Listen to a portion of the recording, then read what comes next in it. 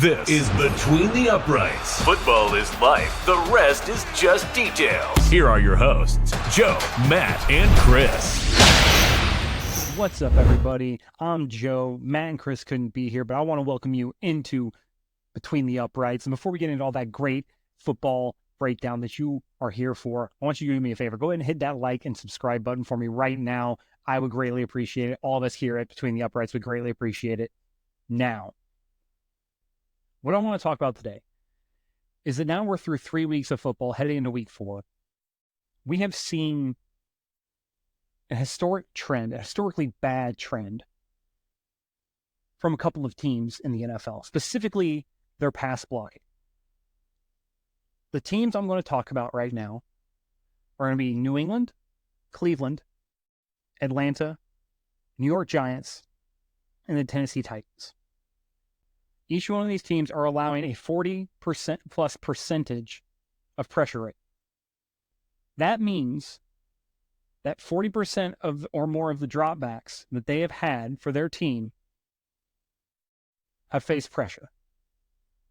Now, Atlanta and New York Giants are honestly an outlier here because even though they're allowing a 40+% pressure rate, they're less than 10 sacks. The Browns, the Patriots, and the Titans, however, are above 10 sacks. And those are the three we're going to focus on right now. And we're going to try to whittle that down to 2. But here's what I want to talk about realistically. They've allowed 11 or more sacks. The Patriots with 11, the Cleveland Browns with 16, and the Titans with 15. And that equates to, for the Patriots, 1 sack every 8.73 dropbacks. For the Cleveland Browns, that's 1 sack every 8.81 dropbacks. And for the Titans, that's 1 every 7.8 dropbacks. Both of these teams, or all 3 of these teams, really had a very bad week 3. They allowed 7 or more sacks. Patriots allowed 7. Both the Titans and the Browns allowed 8. Now, why is that historically bad? Well, I was able to use Pro Football Reference and these numbers from PFF to kind of correlate. Now, I can only go back to 2018, but what I've realized is that no team has been able to operate at this clip where they're going to have 60-plus sacks and a 40% plus pressure rate over the course of a year. Things have to get better. With that being said, all 3 of these teams are on track to have 60-plus sacks and a 40% pressure rate. They are that bad. PFF ranks players by position and how they perform in certain categories. I checked the offensive line blocking statistics or ratings for these teams.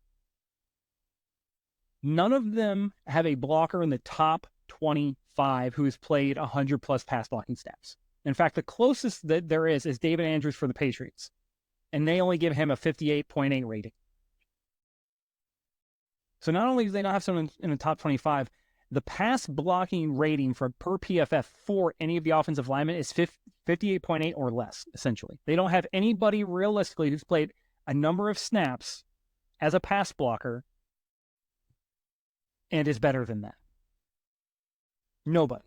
None of these teams have anyone better. In fact, most of these teams have players who are ranked among the worst in pressures allowed, sacks allowed, hits allowed, and hurries allowed.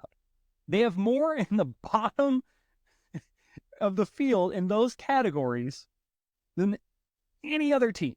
In fact, you can go look at PFF right now. The Tennessee Titans, Cleveland Browns, and New England Patriots have more people in the top 10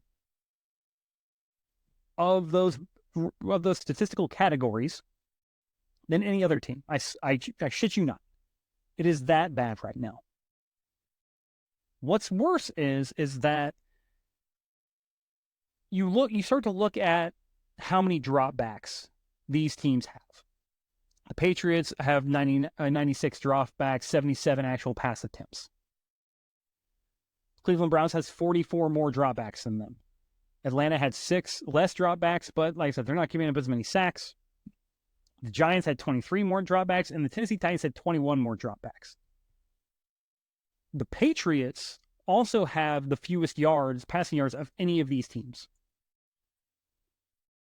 And right now, the Tennessee Titans and the New England Patriots are realistically the two worst passing offenses in the NFL. And I'll explain. You see, New England and Tennessee have both been blitzed less than 20 times. That means people are getting there with 4 linemen.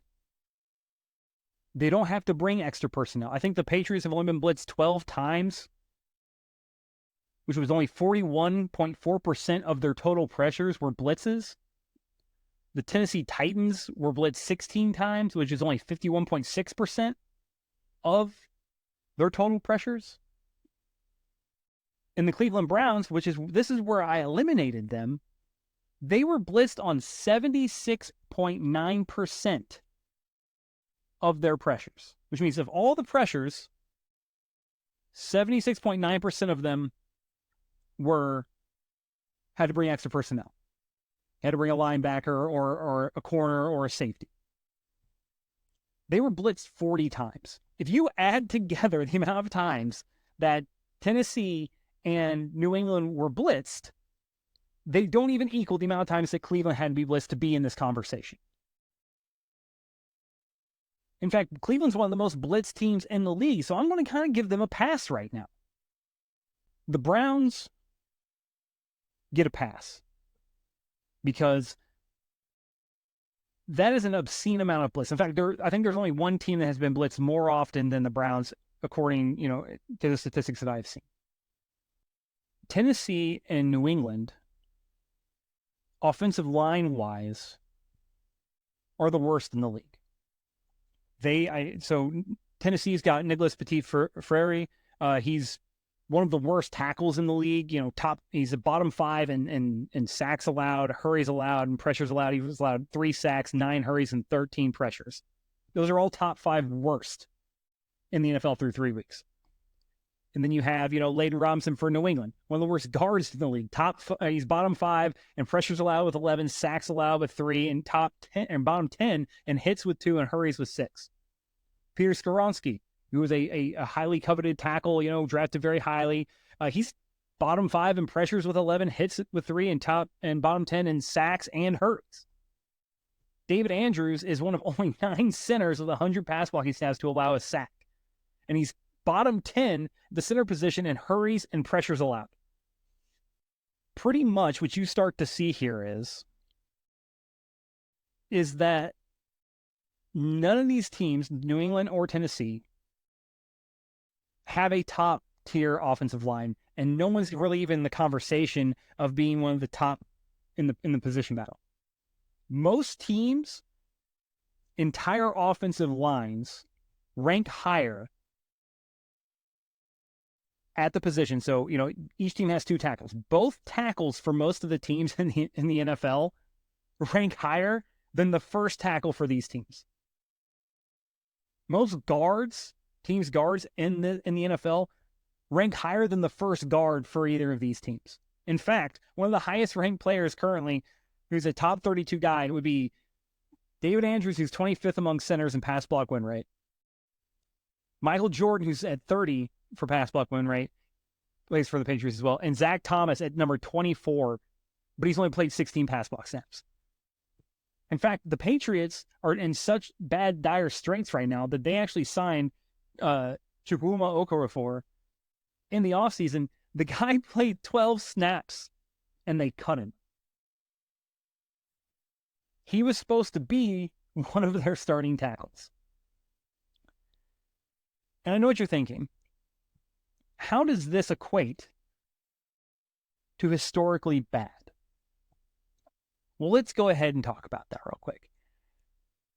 No team I could see using Pro Football Reference dating back to 2018, as far as the pass blocking statistics that they had available go, had allowed a 40-plus pressure rate with under, 400 and we'll say 50-ish pass attempts or hell, no team, according to them, had allowed a 30% pressure rate with under 450 pass attempts. Tennessee and New England are on track to do that. In fact, the Patriots may be the first team, if their passing statistics hold, to allow a 30+% pressure rate, under 450 pass attempts, and under 2,500 yards. Even if you factor out the sacks that they've given up and the yardage they've lost through those sacks, the Patriots will not reach 2,500 yards as they currently track. They would be one of the first teams in the NFL to not see over 2,500 yards, have 60+ sacks, and a plus 30% pressure rate. First time I could find in NFL history. The fact that we could possibly have two teams that are around that area of bad is historically incredible. The closest I could find was the 2022 Bears. And they had a 30% pressure rate, but they allowed 49 sacks. So they don't even equate, and they had over 2,500 yards. That's the closest I could find. The Patriots are on track right now for 2,210 total passing yards. Historically bad. They will be closer to 1,700 total yards of passing if you count the negative sack yardage, which does go towards team passing statistics. Doesn't take away from the quarterback, but from a team passing statistic standpoint, they're going to be under 2,000 yards if the numbers hold with their current trajectory. Now, we're only 3 games in. A lot of things can happen. What's not going to happen is that neither of these teams is going to be able to go out and get a all-star caliber tackle. They're not going to get an all-pro. They're not going to get a top-tier tackle. No one's trading away an all-pro tackle, right? They're not trading away a Pro Bowl tackle. They're not giving away one of the top-rated tackles in the NFL. And even if they wanted to go sign some of these free agent tackles out there and like bring them in, or guards and bring them in, they're not willing to sign with a non-contender unless it's a significant overpay. So if you had like an idea to go out there and see what the free agent market looks like right now for tackles or guards or offensive linemen to help out either of these teams, there's a reason those guys have not been brought in already. They're not willing to come there. So the only way this gets better is with the talent that each of these teams have in-house. The Patriots figured they would sign a tackle in free agency. The one they signed played 12 snaps. They drafted, Caden Wallace, has not performed well. They drafted Layden Robinson, has not performed well. Michael Winu, who we all thought would be, moving back to guard to be a powerhouse, has not performed well. This offensive line for the Patriots and the offensive line for the Tennessee Titans, the Titans had they drafted J.C. Latham. They have a lot of high-profile caliber guys. I have more faith in Tennessee turning it around than I do New England. New England, this 2024 New England team, this 2024 New England offensive line may go down as one of, if not the worst offensive lines in NFL history. And if Tennessee doesn't turn it around, they're right there with them. And if the Browns continue this, they're right there with them. And to think that we could see 3 teams make the historically bad list in 1 year tells you how coveted offensive linemen, how underappreciated offensive linemen truly are in today's NFL. You look at teams and offensive line coaches, and I bet if you were to ask most fans, they probably don't know who the offensive line coach is unless the offensive line is doing a shit job. And then you know exactly who that guy is. This will be, and I'm going to go out on a limb, the Patriots will be this bad. The Titans and the Browns, it's still out. Jury's still out on that. But the Patriots will be, by the end of the year, one of, if not the worst team in NFL history from an offensive line standpoint. And as a Patriots fan, it pains me to see how far they truly have fallen. This has been Between the Uprights. Football is life. The rest is just details.